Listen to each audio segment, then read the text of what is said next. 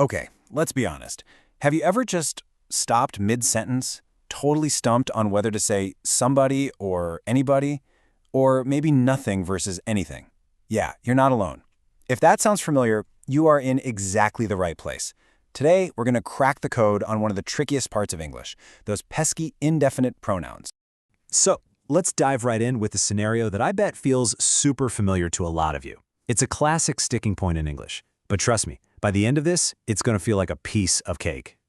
All right, picture this. You're standing at a friend's front door. You give it a knock, and then you have to shout something, right? But what is it? Is anybody home? Or is somebody home? They both sound kind of right, don't they? But which one is the right one?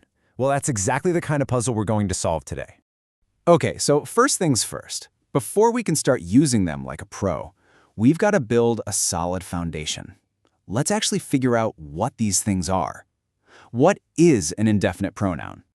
All right, here's the main idea, and it's actually right there in the name. They're called indefinite because, well, they're not definite. They're a little vague. See, they don't point to a specific person like he or she, or a specific thing like this or that.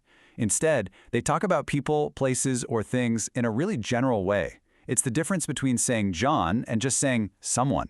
Now here is the absolute best part. You might be thinking you have to memorize this huge random list of words, but you don't. There is a super simple, beautiful pattern hiding in plain sight.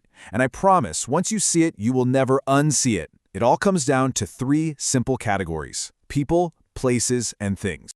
Yep, you heard me. The secret is not about memorizing. It's about spotting a pattern in how these words end. It's this little trick that lets you just create the right word when you need it. It's all about working smarter, not harder, right? Okay, let's kick things off with the people family. Take a look. See how they all end with either body or one? All you do is grab a prefix, like some, any, no, or every, and stick one of those endings on. And by the way, somebody and someone, they mean the exact same thing. Pretty simple, huh? And guess what? The pattern keeps going. Now for the things family. Same 4 prefixes we just talked about, but this time the ending is, you guessed it, thing. So you get something, anything, nothing, and everything. See? You've already got the system down. All right, let's round it out with the places family. I bet you can guess the ending for this one. Yep, it's where. Somewhere, anywhere, nowhere, everywhere.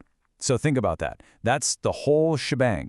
If you can just remember those 4 prefixes and the 3 endings, body or one, thing, and where, boom, you've just mastered the entire list. Okay, now for the really important part, the 3 golden rules. We know what these words are. Now let's learn how to actually use them correctly. These 3 rules are going to cover pretty much every situation you'll run into. All right, rule number 1, and listen up, because this is the big one. Even though a word like everybody or everyone feels plural, it sounds like a lot of people, right? In English grammar, we treat it as a single thing, a single unit. They are singular. This is probably the #1 mistake people make, so getting this down is huge. So check out this example. We say, somebody is at the door. We use the singular verb is, not the plural verb are. Why? Because somebody is just one single unknown person. Here's another great one. Everybody loves chocolate. See that little S on the end of loves? That's our clue. That's the verb form we use for singular subjects in the present tense. It's loves, not love. I'm telling you, getting this one rule right will instantly make your English sound so much more natural. Okay, on to golden rule number 2. And this one takes us right back to our question from the beginning. When do you use some versus any? The rule is actually pretty straightforward. You use the some words like someone, something, somewhere in positive, affirmative sentences, and also for offers or requests like I need something to eat or hey, would you like something to drink? Now, you use the any words for negative sentences and for most general questions. So you'd say, I don't need anything, or you'd ask, is there anything I can do to help? Now here's a super important little detail that goes with rule number 2. Let's talk about the no family. Nobody, nothing, nowhere. These words are already negative all by themselves. That means the verb you use with them has to be positive. You say, nobody wants to work today. You do not say, nobody doesn't want. That's what we call a double negative, and it's a really common trap that's easy to fall into. All right, let's get to our third and final rule. And I'll be honest, this one can feel a little weird at first, but it is absolutely essential for sounding natural. So remember how we just hammered home that these pronouns are singular? Well, here's the twist. When you refer back to them later in a sentence, we actually switch over and use a plural pronoun, like they or their. This example nails it. Somebody left their jacket.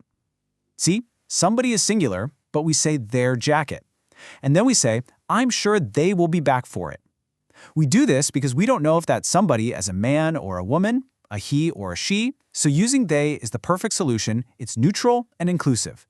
It's kind of a modern fix for an old grammar headache. And that's it. You've got it. That's your new grammar superpower. You've seen the hidden pattern, you've learned the 3 golden rules. Let's just put a bow on it with a quick recap. So here are your key takeaways. 1. Indefinite pronouns are for those general, non-specific people, places, and things.